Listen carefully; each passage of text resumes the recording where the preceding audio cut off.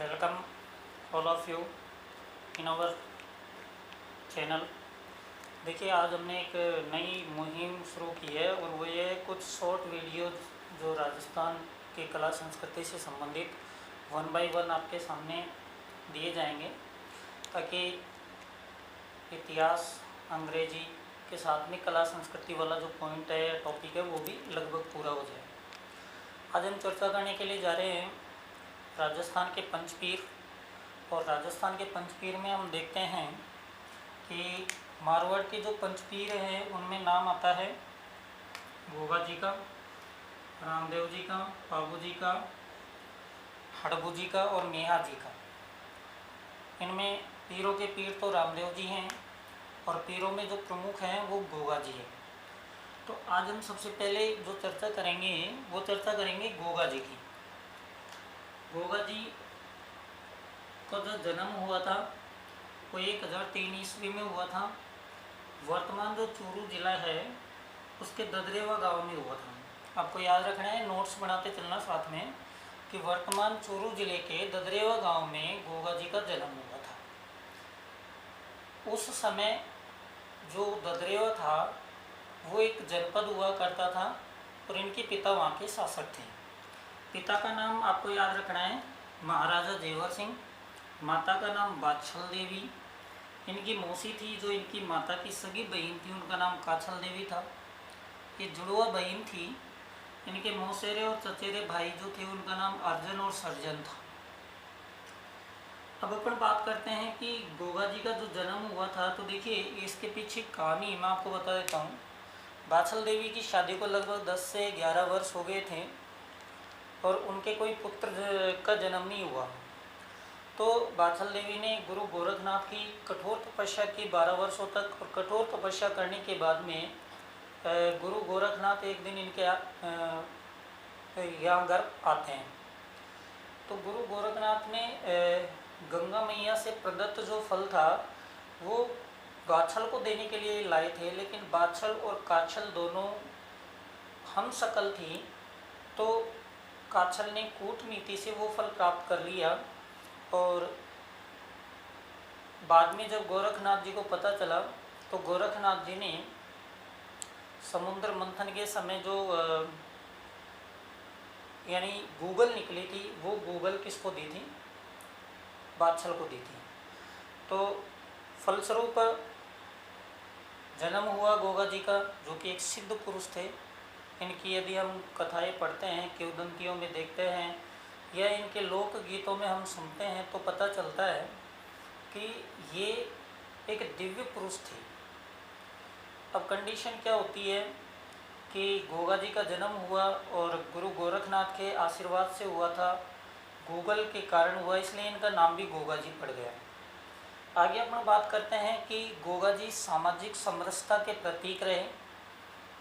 इनको जहार पीर के नाम से पुकारा जाता है। पीर शब्द वास्तविकता में मुस्लिम व शब्दों से लिया गया है, जिनमें अपन हिंदू धर्म संस्कृति में देवता कहा जाता है, तो मुस्लिम रीति रिवाजों में पीर कहा जाता है।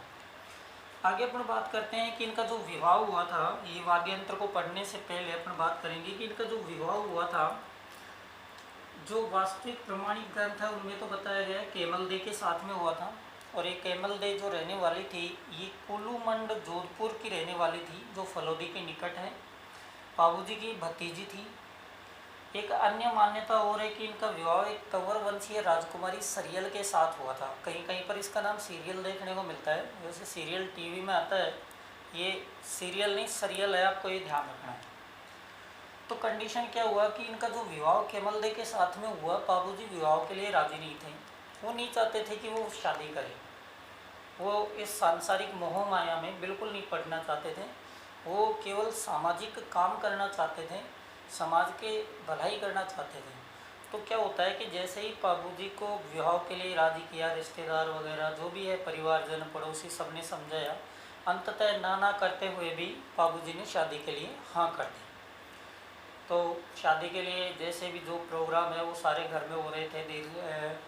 बारात तो कुल मिलाकर ये कहिए कि कोलूमंड पहुंच चुकी थी।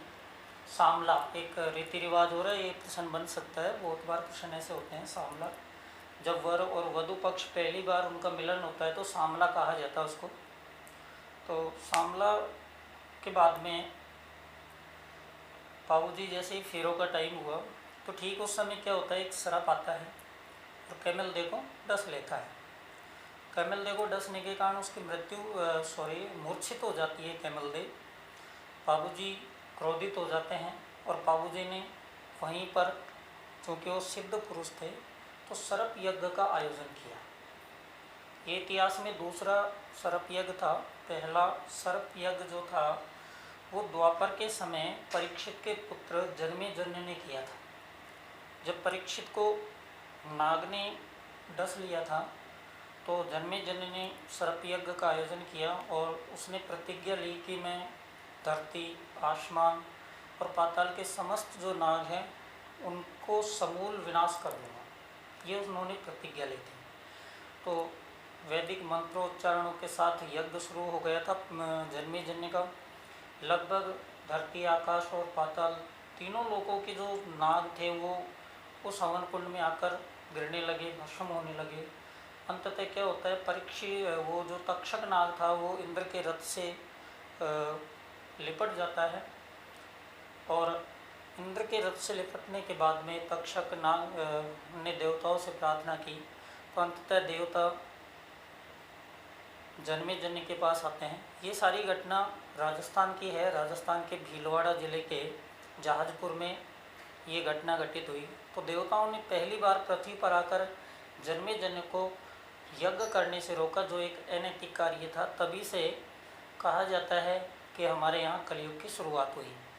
दूसरा जो सर्प यज्ञ था वो गोगा जी के द्वारा किया गया था। गोगा जी ने शादी के मंडप में सर्प यज्ञ शुरू किया और सभी जो देवता थे, सभी जो नाग थे वो उसमें हवन कुंड में आकर गिरने लगे। अब सभी जब नाग आकर गिरने लगे तो अंत में नागों के देवता वहाँ आते हैं, तक्षक नाग, और उन्होंने गोगा जी को पूछा, भाई तुम ऐसा क्यों कर रहे हो? तो गोगा जी ने कहा कि मेरी जो पत्नी थी कैमल दे, उसको सर्प ने डस लिया, इस कारण मुझे ये करना पड़ रहा है। तो उन्होंने, यानी कहा जाता है कि तक्षक नाग ने उनकी पत्नी के शरीर से जहर को निकाला और आगे चलकर ये घटनाएं चलती रही। और बाद में उन्होंने, तक्षक नाग ने वरदान दिया कि आज के बाद सर्पदंश के इलाज के लिए आपको पूजा जाएगा। ये घटना थी। इसके बाद में अपन देखते हैं सर्प यज्ञ का आयोजन किया।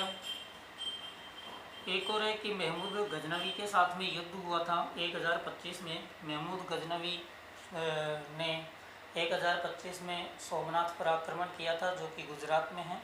वहाँ से लूट मार करता हुआ अपने राजस्थान में प्रवेश किया। यहाँ भौरी माता के मंदिर को तोड़ा। इसके बाद में ये चूरू पहुँचे। तो चूरू पहुँचने के बाद में इनका युद्ध जो होता है वो किससे होता है? गोगा जी से होता है। तो युद्ध में गोगा जी का जो पराक्रम था वो बहुत ही भव्य था और उस पराक्रम को देखकर महमूद गजनवी ने कहा कि मुझे ऐसा लग रहा है कि मानो साक्षात जहार पीर लड़ रहा हो। जहार का मतलब साक्षात होता है और पीर का मतलब देवता होता है। तो इनका जो सिर कटा था वो ददेरवा चूरू में, और ददरेवा चूरू में जहाँ सिर कटा था उसका नाम शीश मेड़ी है। जहाँ इनका धड़ गिरा वो जगह है नौहर हनुमानगढ़, और नौहर हनुमानगढ़ को धुरमेड़ी कहा जाता है। यानी दो जगह आपको याद रखनी है। ददरेवा चूरू में शीश मेड़ी है गोगा जी की, और नौहर हनुमानगढ़ में गोगा जी की धुरमेड़ी है। गोगा जी की जो ओल्ड, ये प्रश्न बहुत बार आया है, ये सांचौर में। और सांचौर कहाँ है? जालौर में।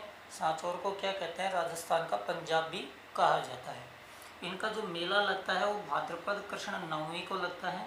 गोगा मेड़ी हनुमानगढ़, यानी धुरमेड़ी को ही क्या कहते हैं? गोगा मेड़ी हनुमानगढ़ में इनका मेला लगता है। मेले में जो नृत्य होता है उसको कहा जाता है साकल नृत्य। मेले में जो नृत्य होता है उसको साकल नृत्य कहा जाता है। साथ में इनके जो वाद्य यंत्र बजाए जाते हैं इसके गोगा जी के थान पर, उसको डेरू कहा जाता है। पूजा स्थल को थान कहा जाता है, खेजड़ी के वृक्ष के नीचे इनके थान होते हैं। इनका जो घोड़ा था उसका रंग नीला था। अपन बात करते हैं गोगा जी के उपनाम कौन कौन से हैं। जहार पीर, गोगा पीर, गोगा बापा जी, नागराज जी और गोरक्षक। आपको ये नाम ध्यान रखने हैं। कौन कौन से नाम हैं। जहार पीर है, गोगा पीर है, गोगा बापा जी है, नागराज जी हैं और गोरक्षक है। ये आपको नाम कंप्लीट याद रखने हैं। नागों के देवता के रूप में इनको पूजा जाता है। दूसरी बात, अपन ने मेले की बात की, एक बार स्पीडली रिवीजन कर लेते हैं। मारवाड़ के पंचपीर नाम क्या है। गोगा जी, रामदेव जी, पाबू जी, हड़बू जी, नेहा जी। अपन पढ़ रहे हैं गोगा जी जन्म हुआ गुरु गोरखनाथ के आशीर्वाद से इनका जन्म हुआ। पीरों में प्रमुख इनको माना जाता है। इनका जो जन्म हुआ था 1003 ईस्वी में वर्तमान चूरू जिले के ददरेवा गांव में हुआ। अगर आपको हिंदी महीनों के अकॉर्डिंग पूछा जाए तो आपको ध्यान रखना है भाद्रपद कृष्ण नवमी को इनका जन्म हुआ था। पिता का नाम महाराजा जेवर सिंह था, माता का नाम बाछल देवी था, मौसी का नाम काछल देवी था। मौसेरे और चचेरे भाई अर्जन और सर्जन थे जो हमेशा इनसे वैमनस्यता रखते थे। वाद्य यंत्र जो बजाया जाता है इनके डेरू है, उसका नाम पूजा स्थल थान कहते हैं। इनके जो थान होते हैं कौन से वृक्ष के नीचे होते हैं। खेजड़ी के वृक्ष के। घोड़ा नीला था। विवाह कैमल दे के साथ हुआ था। कैमल दे कौन थी। बाबू जी की भतीजी थी। कहाँ की रहने वाली थी। कोलूमंड जोधपुर की। अन्य मान्यताओं के अनुसार बताया जाता है कि सरियल के साथ भी इनका विवाह हुआ था। कौन थी। तंवरवंशीय राजकुमारी थी। सरप यज्ञ का आयोजन किया था। मैंने भी पूरी कथा आपको बता दी। महमूद गजनवी के साथ 1025 में युद्ध हुआ। इनका युद्ध करते समय गजनवी से जो सिर कटा था वो ददरेवा चूरू में कटा। वहाँ क्या बन गई। सिरसमेड़ी बन गई। जहाँ धड़ गिरा उस स्थान का नाम है नोहर। नोहर कौन तहसील कहाँ पड़ती है। हनुमानगढ़ जिले में। तो वहाँ धुरमेड़ी, धुरमेड़ी को ही कहते हैं गोगा मेड़ी। गोगा मेड़ी में भाद्रपद कृष्ण नवमी को क्या लगता है। मेला लगता है। और गोगा जी की जो ओल्डी है वो कहाँ है। सांचौर में। यहाँ जो मेले में नृत्य किया जाता है उसका नाम क्या है। साकल नृत्य। गोगा जी के उपनाम यदि हम देखते हैं तो क्या है। जहार पीर, गोगा बापा जी, नागराज जी और गोरक्षक की। तो आपको ये सारी चीज़ें याद रखनी है। और इसी के साथ हम एक एक जो हमारे पंच पीर हैं उनमें से एक एक पीर को पढ़ते चलेंगे। धन्यवाद। अगर आपको क्लास पसंद आए तो लाइक, शेयर एंड सब्सक्राइबर ज़रूर करें।